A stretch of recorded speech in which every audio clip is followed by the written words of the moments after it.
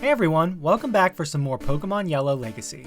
Last time out we took down Kanto's final gym leader, Giovanni, before defeating our rival in one last warm-up fight before the big show. Today it's time for the last stretch of the main game. Ricky and the boys are ready to take on Kanto's buffed up Elite Four and champion. If you missed last episode, be sure to check that out as I covered our final movesets towards the end of that video. I eventually get to Victory Road with my 8 badges in tow and it's time for the final short dungeon of the game. Victory Road is pretty short and sweet. I knock out the easy puzzles here and also battle most of the trainers in the dungeon as well, since they're the last chance to get any solid experience before battling the Elite Four. I also do one last thing to make half my viewers extremely mad, and I smack down another legendary bird, with Moltres getting the work from Ricky Jr. Eventually we make our way out of Victory Road and arrive at Indigo Plateau to take on the Elite Four. Here's a quick look at their teams here in Legacy. They're updated teams and movesets all around, but Bruno stands out in particular as the most improved. He's notoriously awful in base Gen 1 games, but with buffs to Hitmonlee, Hitmonchan, and Onix in Legacy, plus the addition of Poliwrath to his team, he looks like he might finally pack a serious punch here in Legacy. And with that, it's time to challenge the Elite Four, starting with Ice-type trainer Lorelei. She leads off with Slowbro as I send out Ricky Jr. He easily outspeeds and hits a solid Thunderbolt, but Slowbro responds with a massive crit Blizzard. Ricky Jr. hangs on though and takes the brother out with another T-Bolt. She sends out Cloyster next, but Ricky Jr. is about to have his moment of the save as he fries Cloyster with a crit Thunderbolt, then crits again to do the same to Dugong. Next up is Jinx and I give Ricky Jr. a well-deserved break and send out Jimmy. He dodges a Blizzard and we retaliate with a Flamethrower, but miss the KO by a sliver. Legacy Jinx hits back with a surprise Bubble Beam, lowering our speed on the first one, which allows her to get in another before Jimmy eventually takes her out. Finally, out comes her classic ace, Lapras. I have Jimmy retreat and send in Stinky for the first time, hoping to cheese it out, but I get out-cheesed by Lapras' Sing and then go down to 2 Blizzards. I decide to send out Ricky Jr., hoping to outspeed and get in some damage to set someone else up for the KO.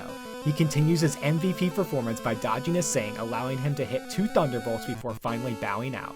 Finally, out comes Ron, who has the easiest of jobs as Earthquake finishes off Lapras and earns us the victory over Lorelei. Next up is Bruno, and his team is vastly improved, so I'm looking forward to this fight. He leads with Hitmonchan and I lead with Ron. Sadly, my brain exploded at this exact moment in time, and I sadly switched into Susan's just for her to get destroyed by Thunder Punch.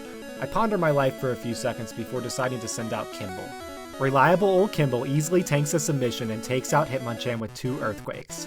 He sends out Poliwrath next, and my brain lags again as I try and leave Kimball in. He doesn't do much to Poliwrath and gets hit hard in return, so I switch to Ricky Jr., who tanks a Hydro Pump and fires out yet another crit Thunderbolt for the KO. Hitmonlee comes in next, and Ricky Jr. lands a nice fly before getting kicked into absolute oblivion. I send out Stinky, who manages to take out Hitmonlee with a combination of Sludge and Mega Drain, but not before taking some serious damage from Body Slam. I'm thinking I can one-shot Onix, but Bruno memes me and explodes in Stinky's face, taking us both out. Well played, I guess. I send out Jimmy and out comes Bruno's famous Machamp. I go for the Confuse Ray and get lucky as Machamp hits himself on the first turn. I then narrowly miss taking him out with Flamethrower before getting one-shot by Earthquake. Once again though, Ron gets to play cleanup crew, taking out Machamp with Body Slam and defeating Bruno. Third up is Ghost Trainer Agatha. She leads with one of her Gengars, but Kimball sends it back to the Shadow Realm with a single Earthquake. Golbat's out next, and Kimball nearly one-shots him too with Rock Slide, but sadly Golbat hangs on and manages to hit a Toxic on Kimball before going down. Next out is our brand new Marowak, and I again lose my head. I stupidly keep Kimball out and use Rock Slide, doing very little and losing half my health in the process. I stupidly switch to poor innocent Susan's, who has been treated horribly so far in the Elite Four. Ron is right there, Rick, he's right there. Susan's tries her best but eventually falls to Marowak. Ron finally does come in and mops up Marowak. Arbok is in next for Agatha, but Ron makes light work of him too, with an Earthquake and a Body Slam taking down the Snake. Last is her second Gengar, who outspeeds and one-shots Ron with his fancy new Mega Drain. However, it's Kimball's time to shine as he comes in and outspeeds Gengar and one-shots it with Earthquake, defeating Agatha. Last of the Elite Four is Dragon Trainer Lance, but honestly this was the easiest fight of them all. Ron starts it out strong by taking out his first Dragonite in one shot with Ice Beam. Gyarados is next, and I ponder a bit before deciding to switch to Ricky Jr., thinking a 4 times effective Thunderbolt will take Gary out. However, I'm wrong, and he survives on a sliver and crits Ricky Jr. with Slam to knock him out instead. However, this is Lance's last good moment in the fight, as Ron is on a mission. He finishes off Gary before one-shotting Charizard with a Hydro Pump, and then doing the exact same thing to Aerodactyl when he comes out next.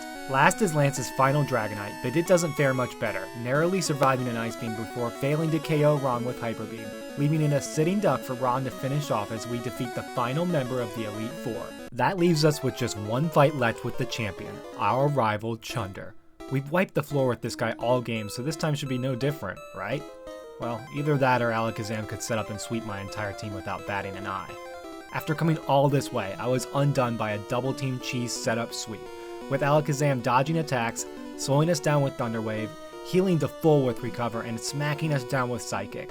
Time to battle through the Elite Four again and come back with a more coherent strategy in this champion fight now that I know what's coming. Alright, we made it back with ease. This time I lead with Ron, hoping he can brute force Alakazam with his bulk, and it works perfectly, with 2 Earthquakes taking the menace out. Next out is Rhydon, but Ron is the perfect counter to him. We trade misses before Ron eventually one-shots him with a 4 times effective Hydro Pump. Gyarados enters and uses Fly to take out the weakened Ron. I send out Ricky Jr., but Chunder's Gary also survives Thunderbolt. However, Ricky Jr. tanks Hyper Beam and takes out Gary the next turn. Arcanine is out next, and Ricky Jr. manages to land a decent Surf before being taken out. Kimball then comes in and cleans up the KO with an Earthquake. Only 2 members left. He sends out Executor, so I switch to Jimmy. However, Executor manages to avoid hitting itself in confusion and easily tanks a Flamethrower before taking us out with 2 Psychics. Susan's comes in next, but doesn't fare much better. Our poor birds are just a bit underleveled at this point, and those Drill Pecks just lack a bit of power. After Susan's falls, I send in Onix knowing who's coming next and knowing I should outspeed Executor.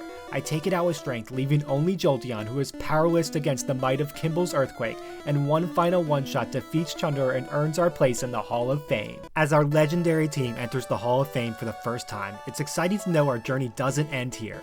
Smith and his team have put together a brand new postgame for Legacy that I'm excited to try out. This includes rematches with the gym leaders with their best team of 6 Pokemon, Elite Four rematches with some extremely hard teams, and a few hidden final fights to discover as well. Thank you so much for your support. For those of you new to the channel, be sure to check out the rest of the series in the playlist as well. For those of you that have been here for the whole journey, I hope you've enjoyed it as much as I have. There's still one last video to go in this series, so make sure you're subscribed, like the video up if you enjoyed it, and leave a comment with your Elite Four MVP. Thanks again. I'll leave you with the wonderful music of Gen 1. I'm out.